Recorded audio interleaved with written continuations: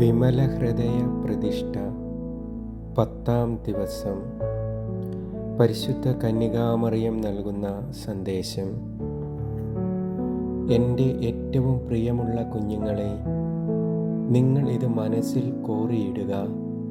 എൻ്റെ വിമലഹൃദയ ഭക്തി ആന്തരികമാണ്. നിങ്ങളുടെ ഹൃദയത്തിൽ നിന്നും അത് പുറപ്പെടണം. നിങ്ങളുടെ ആത്മാവിൽ അത് വളർത്തപ്പെടണം. എന്നോടുള്ള സമർപ്പണം സമ്പൂർണ്ണമാകുമ്പോൾ നിങ്ങളുടെ അമ്മയായ എന്നിൽ നിങ്ങൾക്ക് ശിശുസഹജമായ വിശ്വാസം ഉണ്ടാകും.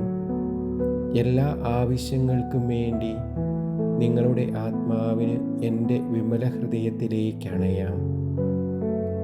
വിശ്വാസത്തോടെ, സ്നേഹത്തോടെ, ലാളിത്യത്തോടെ, എല്ലാ സമയത്തും എല്ലാ കാലത്തും എല്ലാറ്റിനും ഉപരിയായും നിങ്ങൾ എന്നിലേക്ക് തിരിയും.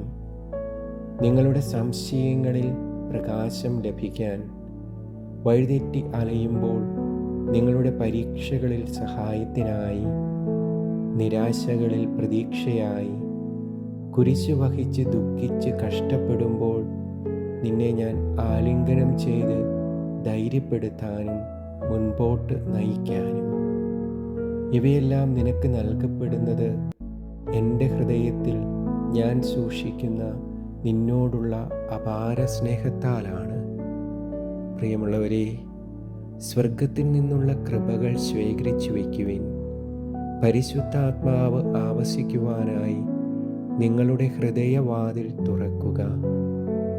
കൈകൾ വിരിച്ച് തുറന്ന നെഞ്ചകം കാട്ടിക്കൊടുക്കുക.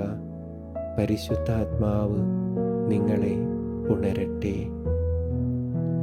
വഴികാട്ടി. ഈശോയുടെയും മാതാവിൻ്റെയും ഹൃദയങ്ങൾ ഒന്നു ചേർന്ന് ഭരണം നടത്തുമ്പോൾ രക്ഷ സംഭവിക്കുന്നു. ഈ രക്ഷയാണ് അവരുടെ ഐക്യത്തിൻ്റെ ലക്ഷ്യം. പരിശുദ്ധാത്മാവ് ഹൃദയത്തിൽ വരുന്നത് ഹൃദയങ്ങളെ ഒന്നാക്കി തീർക്കുവാനാണ്. അങ്ങനെ മാതാവിൻ്റെയും ഈശോയുടെയും ഹൃദയങ്ങൾ പരിശുദ്ധാത്മാവിനാൽ ഒന്നാക്കപ്പെടുന്നു. രക്ഷകനും അമ്മയും ഒരു ഹൃദയം പങ്കുവയ്ക്കുന്നു. രക്ഷ സംഭവിക്കുന്നു. പരിശുദ്ധാത്മാവിലൂടെ ഈശോയെ സ്വീകരിക്കുവാൻ സമർപ്പണം സഹായിക്കുന്നു. തത്സമയം ഈശോയുടെ രക്ഷണീയ ശക്തി പ്രവർത്തിക്കുന്നു. ഈ പ്രവർത്തനമാണ് ആത്മാവിന് കൃപയുടെ ഫലങ്ങൾ നൽകുന്നത്.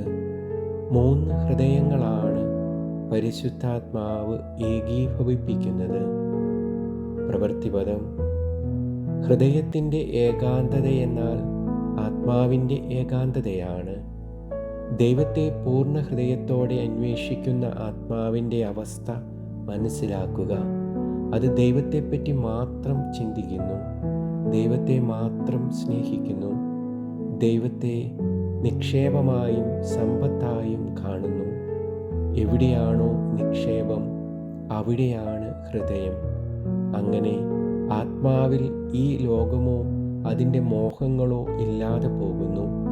ഈ ലോകത്തിൽ ജീവിക്കുമ്പോഴും ലോകത്തെ ആത്മാവ് ഹൃദയത്തിലേറ്റുന്നില്ല. അവിടെ ദൈവം മാത്രം. ഇതാണ് ആത്മാവിൻ്റെ ഏകാന്തത. പ്രാർത്ഥന. പരിശുദ്ധ കന്യകാമറിയത്തിൻ്റെ വിമല ഹൃദയമേ, എവിടെയും എല്ലാറ്റിലും ഉപരിയായി ദൈവത്തെ അന്വേഷിക്കുവാൻ എൻ്റെ ഹൃദയത്തെ നയിക്കണമേ.